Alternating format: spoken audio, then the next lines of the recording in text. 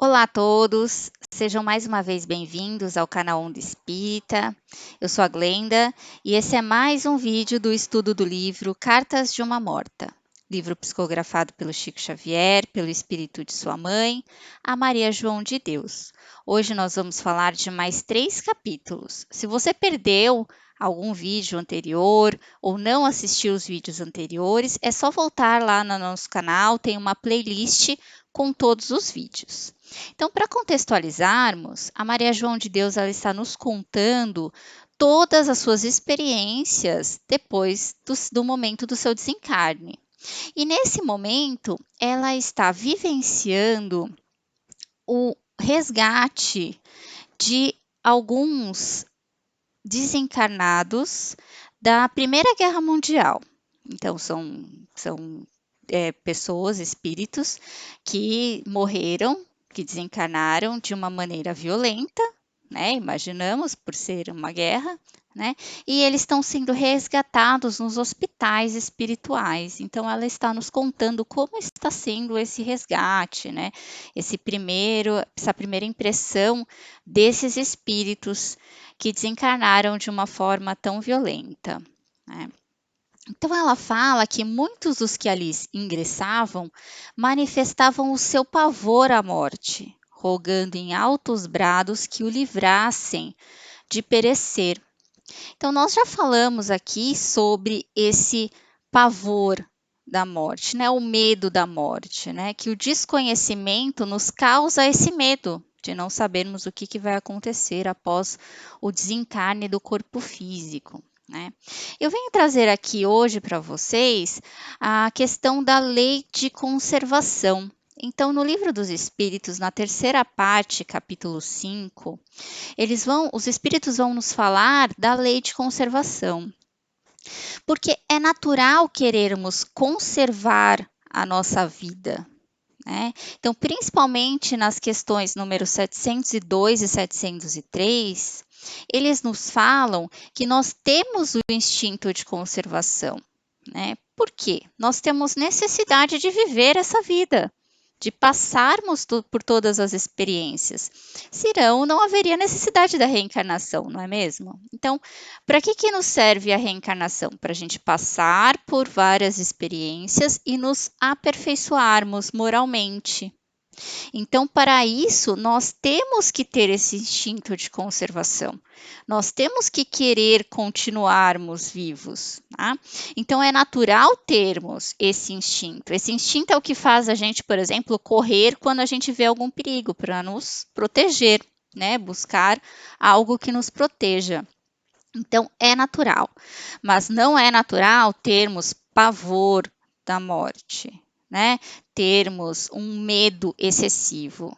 Isso vai dificultar no momento em que vamos fazer o desencarne, né? Em que vamos fazer a passagem para o mundo espiritual. Isso só vai piorar, né? Dificultar esse processo. Né?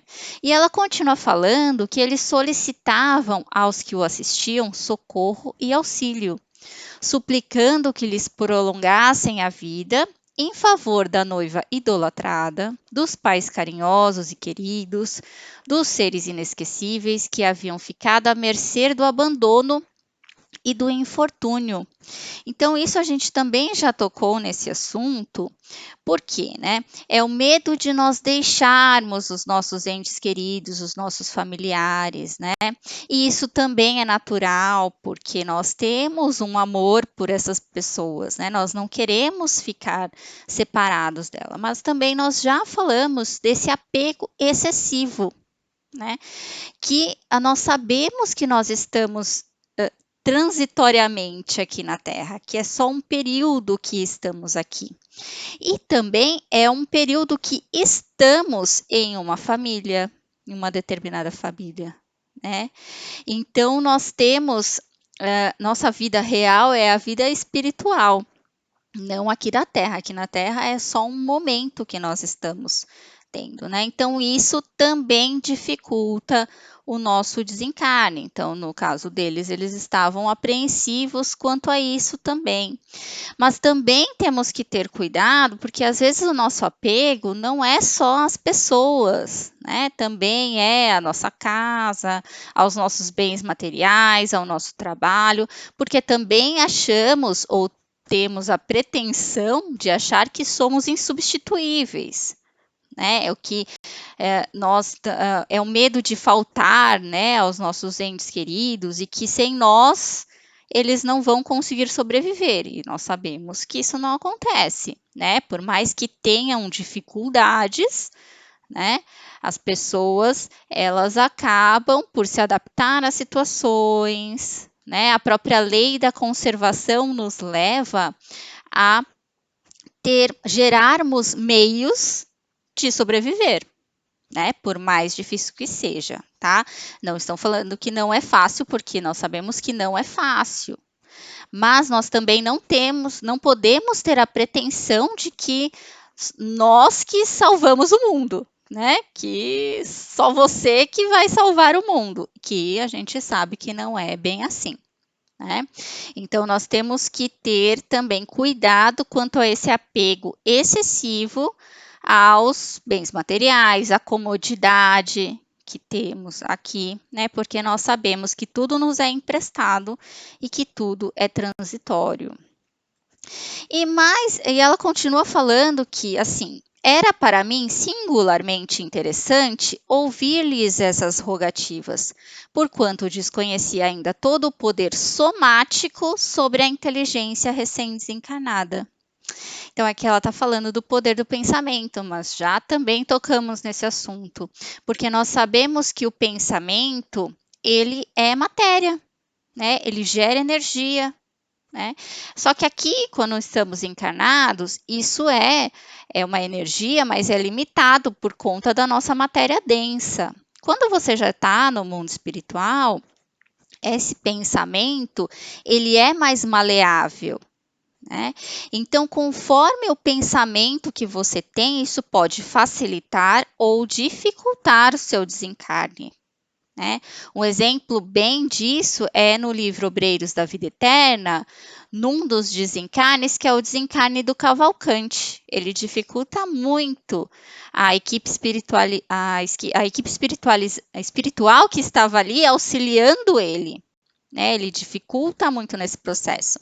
Então, quanto mais você tem pensamentos de apego, pensamentos fixos na matéria, você dificulta o auxílio espiritual. E vocês estão vendo aí que esses espíritos, eles já foram socorridos. Eles estão nos hospitais espirituais, estão ali, foram socorridos por benfeitores espirituais.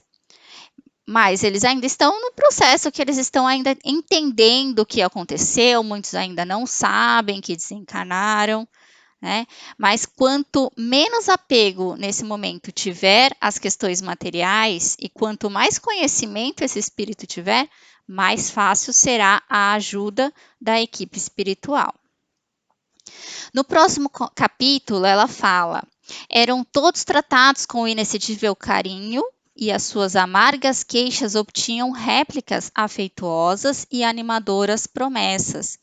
Então, quando também, né, o espírito desencarna, eles também eles são tratados com muita delicadeza, com muito cuidado, né? Ninguém chega e fala de supetão que ele desencarnou, né? Porque isso gera muita surpresa, né? Muito medo. A gente já falou sobre isso.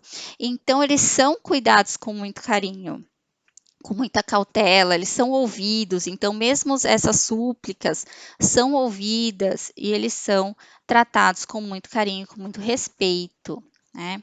E aqui ela ainda coloca que alimentação e tratamento, tudo se assemelhava estritamente ao que se pode verificar na face do orbe, ou seja, da Terra. Até mesmo certas bagatelas que constituíam motivos de prazer para alguns, como o uso de tabaco ou de beberagens preferidas.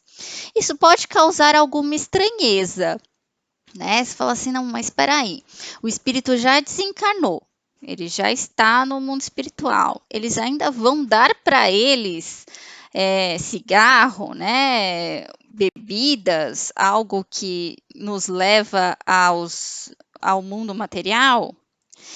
Nós já falamos aqui também em alguns vídeos anteriores sobre a questão da nutrição espiritual, né? O que acontece aqui?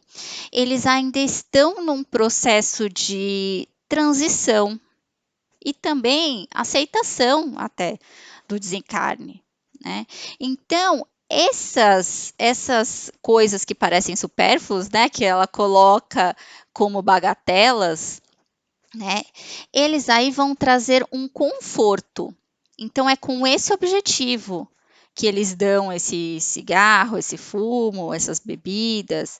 É mais por uma questão de conforto, até a alimentação. A gente viu a questão de caldos que são dados para os espíritos, né? É para uma adaptação, né? E para gerar também um conforto, até para eles aceitarem melhor esse processo de transição, porque é isso, é uma transição, nada é abrupto, tá? De uma hora para outra. E continuando, tudo ali era confeccionado por entidades zelosas, a fim de que se preparassem convenientemente para o conhecimento do que ocorria. Então, como eu já falei, né, era um preparo para que eles pudessem ter conhecimento da real situação, né, e para que nenhum deles ficasse com mais medo, com mais pavor. Então, era tudo tratado com bastante tranquilidade.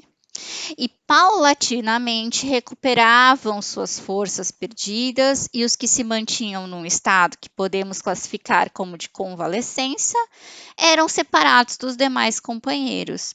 E aí, então, como ela fala aqui, paulatinamente, né? Então, muito delicadamente, com muita paciência, com muita calma, então eles iam se recuperando, iam tomando conhecimento do que estavam acontecendo, e os que estavam num estado mais complicado, né? Então, estavam demorando mais para se recuperar, eles eram separados e eram tratados também com todo cuidado, com todo carinho, até se recuperarem, né?